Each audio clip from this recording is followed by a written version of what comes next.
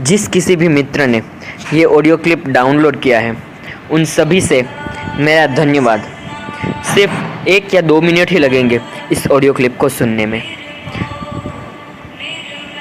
मुसलमानों ने कहा कि रमज़ान के महीने में वो मंदिर से हिंदू धर्म का भजन आरती नहीं सुन सकते। मियाँ अखिलेश ने तुरंत आदेश का पालन करते हुए मंदिर से लाउडस्पीकर हटवाने चालू भी कर दिए।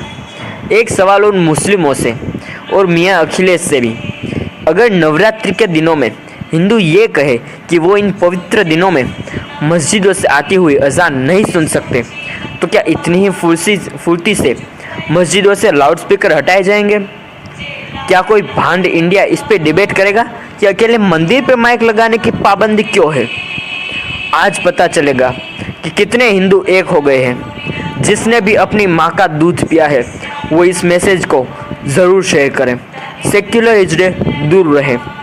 फ्रॉम जतिन सावलिया, राष्ट्रीय स्वयंसेवक संघ। Thank you.